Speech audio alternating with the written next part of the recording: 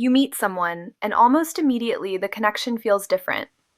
When she is warm with you, you feel a rush. When she pulls back a little, you think about her even more. You reread the conversation. You notice how long she takes to reply. You start wondering what that last message meant. And because your mind keeps returning to her, the connection begins to feel unusually important. So you call it chemistry. And sometimes it is chemistry.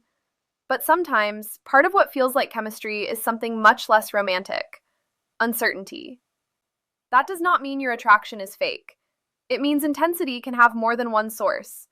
And if you cannot tell the difference, you can end up judging the quality of a connection by how activated it makes you feel instead of by what is actually happening between the two of you. There is a reason uncertainty can become so mentally sticky. When you know someone likes you, there is less to solve. When you know they are not interested, that can hurt, but at least the information is clear. The difficult middle is when you keep getting enough positive signals to stay interested, but not enough consistency to know where you stand.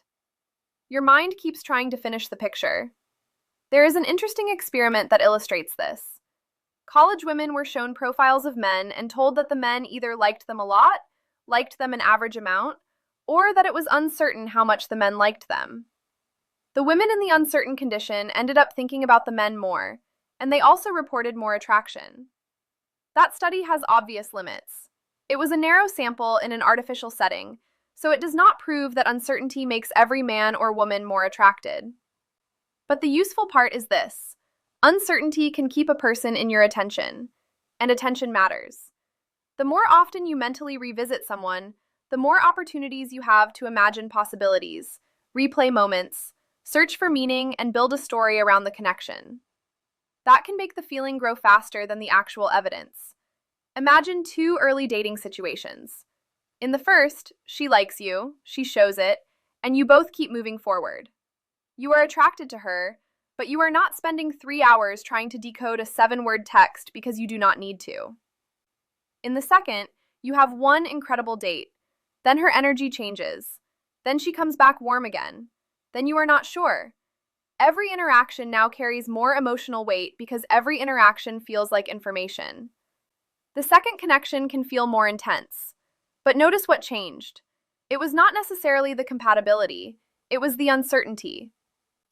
And this is where people can confuse emotional activation with romantic depth.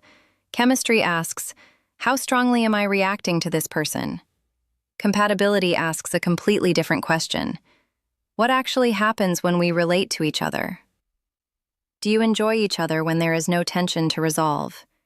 Can you communicate without constantly guessing? Does she show curiosity about you? Do you both make time? Do plans turn into actual plans? Can the connection tolerate ordinary days, not just dramatic peaks? Those questions are less exciting than asking whether you felt a spark. They are also much more useful, because a relationship cannot survive on intensity alone. You can feel tremendous attraction towards someone who is not available for the kind of relationship you want. You can have incredible conversations with someone whose values do not fit yours. You can feel nervous excitement around someone who is inconsistent. And you can also feel strong chemistry with someone who turns out to be genuinely compatible. The point is not that chemistry is meaningless. The point is that chemistry does not answer every question. There is another reason uncertainty can be difficult to read clearly. Once you care about the outcome, ambiguous information can stop feeling neutral. A delayed reply is no longer just a delayed reply. It becomes evidence to interpret. A warm message feels like relief. A colder one feels like a threat. Then the next warm interaction can feel disproportionately powerful, partly because it resolves the discomfort that came before it. That emotional contrast can make the connection feel enormous. Some people are more sensitive to this than others. If uncertainty around closeness tends to make you vigilant, you may find yourself checking for small changes in tone, availability, or reassurance. That does not mean you have an attachment disorder. It does not even mean you should label yourself with an attachment style after one difficult dating experience. It just means it is worth noticing what your attention does when you do not feel secure about where you stand. And there is one mistake I want you to avoid here. Do not take this psychology and turn it into a dating tactic. Do not start delaying messages, withdrawing affection, or trying to keep someone uncertain because you think it will make you more attractive. Research on so-called hard-to-get behavior is nowhere near as simple as social media makes it sound. Sometimes reduced availability changes how someone is perceived. Sometimes it backfires. And even if uncertainty can increase attention in some situations, getting someone to think about you more is not the same thing as building a good relationship with them. You are not trying to manufacture preoccupation. You are trying to find mutuality. So, how do you tell the difference between promising chemistry and a connection that mainly feels powerful because you cannot read it? Start with 4 questions. First, what do you actually like about her? Not, she gives me butterflies. What qualities do you enjoy? How does she treat people? What do you admire about the way she thinks, communicates, or moves through life? The more specific your answer, the more you are evaluating a real person instead of just a feeling. Second, what evidence of mutuality exists? Does she initiate sometimes? Does she make time? Does she follow through? Does she ask about you? Is there a recognizable pattern of both people moving the connection forward? You do not need perfect symmetry. Real relationships are not spreadsheets, but interest should not exist only in your interpretation.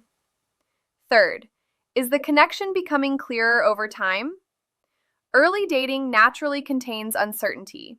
You are not supposed to know everything after 2 dates. But over time, a promising connection should generally give you more information. You should gradually know more about her intentions, her consistency, her values, and how the two of you function together. If weeks pass and you are becoming more attached while becoming less clear about what is actually happening, pay attention to that. And fourth, how does the connection feel when nothing dramatic is happening? This may be the most revealing question. Forget the amazing date for a moment. Forget the night she suddenly opened up. Forget the tension, the reunion after distance, the message you waited all day to receive. What happens in ordinary interaction? Can you enjoy each other without needing uncertainty to create the emotional charge?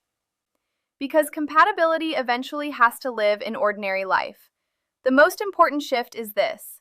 Stop asking only, how strongly do I feel about her? Also ask, what is this connection consistently showing me? Your feelings matter. Attraction matters. Chemistry matters. But they are pieces of evidence, not the entire case. A connection does not become more valuable simply because it is harder to understand. And the person who occupies the most space in your mind is not automatically the person who fits best into your life. Sometimes genuine chemistry feels intense. Sometimes genuine chemistry feels surprisingly calm. And sometimes uncertainty turns the volume up on an attraction that was already there. Your job is not to distrust the feeling. It is to read it accurately. Because the healthiest connection is not necessarily the one that keeps you guessing. It is the one where attraction has enough clarity, mutuality, and real-world compatibility to become something you do not have to constantly decode.